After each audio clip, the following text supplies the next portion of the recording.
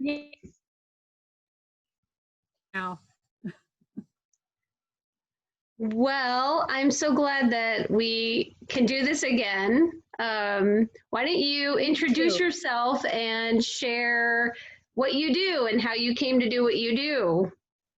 All right, I'll do that. My name is Janie York. I'm the owner of Here Now Mobile Hearing Solutions. And what we do primarily is provide on-site hearing care for elders living in assisted living and long-term care facilities. I also do see people in their home. I see people through hospice, through home health, but primarily individuals living in facilities. And how did you? The way I got started is a little bit fighter at Village for 4 years. And I noticed that a number of my residents owned hearing aids, but that's where it ended. They didn't use them, they hated them, they used all kinds of bad language about their aids. So I decided just to go out informally and just see what was up. Why are you not using your hearing aids? Right. Most of them were very clogged with debris, so they wouldn't work. They had dead batteries. People did not remember how to use them. So within 2 weeks of that initial assessment, I was known as the hearing aid lady, and I was going around every 2 weeks with my cart of stuff to take care of hearing aids. I did that for 4 years there. Wow. And then I went to Good Samaritan in Millard as quality assurance coordinator, started the program right away with the exact same results. People were elated to have somebody take care of their hearing aids. So I decided this really was a need in the community, and I am now a hearing instrument specialist licensed in Nebraska and Iowa, and my business was 3 years old on August 1st. Wow, that's incredible. Well, I know that one of the things that we had talked about, because my series is called Conversations with Caregivers. So this is more of a conversation for caregivers. And I'm just wanting to hear your feedback on why caregivers, if they're caregiving for someone at home, what is important for them to be paying attention to that may indicate that their loved one is struggling with hearing?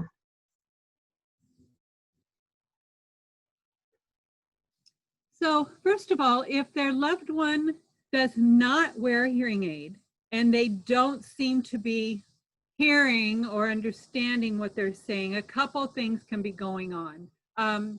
They might have an undetected hearing loss. They might have a buildup of wax in their ears that is preventing the sound from getting to their eardrum. And there also could be cognitive deficits that create kind of a delay. So sometimes, even with a person with normal hearing, if they have cognitive delays, you ask them a question and then just wait. Okay. Process that. So many times we get in a hurry and we want an answer right now. Right. Wheaties or cornflakes for breakfast. And we want them to tell us right now. Right. Well, a minute. But if you think that they may be having some hearing issues, you can always call me. I can come out and see you in your home with COVID precautions, of course. And we can check those ears, get the wax out if that is the problem. We can do a hearing test, and we can do hearing aids. I can do private pay, all 3 Medicaids. So hopefully we could get somebody into a pair of even basic hearing aids that would help. If your loved one wears hearing aids, you want to take a good look at that hearing aid. I'll make myself deaf for a moment here, if you can. So your hearing aid has got openings here at the end. You want to look at that. Okay. If all you see is yellow and brown and you can't see all the way through, that hearing aid is plugged up. So I would love to have you contact me, and we can either get together and I can show you how to clean it. You can bring it to me. I can clean it for you. But a plugged up hearing aid just simply does not work. And of course, make sure that you have the right size battery and that it is a good battery in that hearing aid. So my instinct would be, if I saw that it was plugged up, is to like take a toothpick and try and clean it out myself. Is that a bad idea? Well, I wouldn't recommend a regular toothpick. If you don't have anything else and you need to get it out, the best thing to do is just get yourself an old dry toothbrush. Turn the hearing aid so the openings are facing down, and Okay. just brush cheesies out of that hearing aid. That's going to knock probably enough of it out that you can get some sound, and then call me and I'll help you. Okay. Because I think some of Because you don't want to sharp things. Yeah, you don't want to stick sharp things in there. Now, I have a number of different tools that I use, but I also have been trained on how to use those tools. And I've experimented with what works. I have a tiny crochet hook that is beautiful for cleaning out hearing aids. But unless you know exactly what you're doing, you might not want to stick something down inside the hearing aid if you don't know where you're going with it. Well, because you don't want to damage the hearing aid. They're really expensive. Right. They're very expensive, and you know, there are so many different kinds. I can service most kinds of hearing aids. I have accounts with all of the major manufacturers. The only ones that I can't do a lot with are Beltone and Miracle Ear, because those are proprietary. Mm-hmm. I can't even get the wax guard filters for them, but I can clean those out. So I can usually get one of those hearing aids working. And if we clean it and we find out it's still not working, we can look into, do you still have a warranty on that hearing aid? If not, it still may be worth it to get it repaired, because it comes back with a 1-year warranty after a repair. And a repair is going to run, $275, $300, but that's still a lot cheaper than a new hearing aid. Sure. So you mentioned that some of the things that would indicate, I think it was some of the things that would indicate that maybe someone would have a hearing loss would potentially be the cognitive impairment, or maybe the caregiver just needs to slow down. Slow down, get that person's attention before you start talking to them. I don't think I have too many cognitive impairments, but if you just walk in the room and start talking, I may not catch what you're saying because I don't have my attention turned to you. If you're hard of hearing, you need to make sure that you have the attention of that person. Or if you're talking to a hard of hearing person, get their attention and then face them like you and I are facing. And then speak to them. And you might need to shorten your sentences a little bit. You know, ask one thing at a time and make sure there's not a lot of background noise. If you've got a radio going and a TV going and you're trying to talk to them, it's just simply not going to work. Right. It's not going to work. So those are the main things that you need to look at.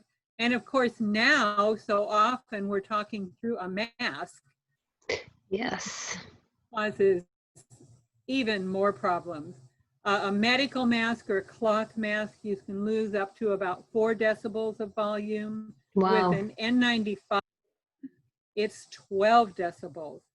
Wow. So to put that in perspective, when I'm adjusting a person's hearing aid, like when I'm working with a brand new hearing aid, I can often raise the gain by only 2 decibels and they see a real difference. So if we're cutting anywhere between 3 and 12 decibels of volume, that makes a huge difference. I struggle every day when I'm out and about hearing people through a mask because I'm severely hard of hearing.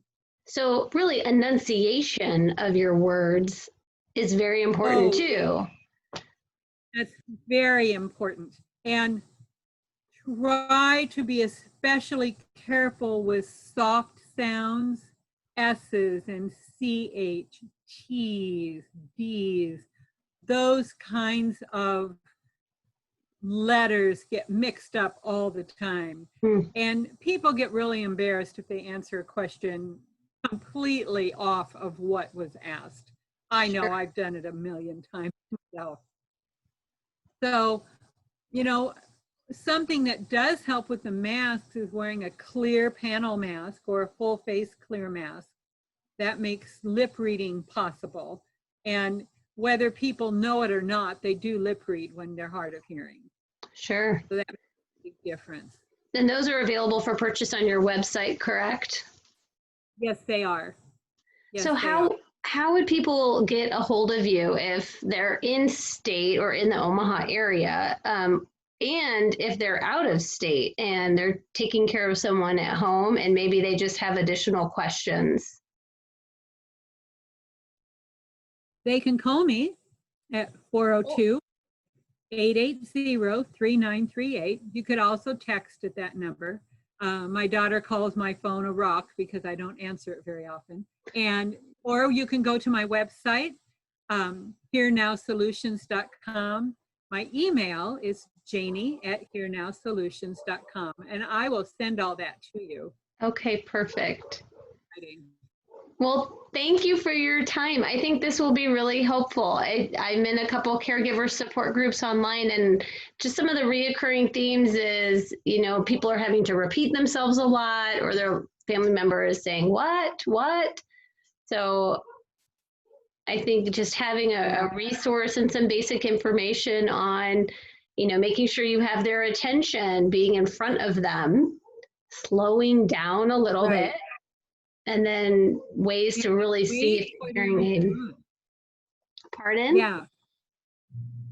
And I'm happy to help anybody in state, out of state. I've had hearing aids sent from a variety of different places to clean and send back. So I'm happy to help anyone that needs help. Wonderful. Well, thank you, Janie. I think I love your work and just really appreciate you and all you do for the residents that are lucky enough to get to see you. Thank you. Thank you. Yeah. I appreciate you having me on tonight. Absolutely. Well, we will talk to you later. All righty. Thank you. All right. Bye, Janie.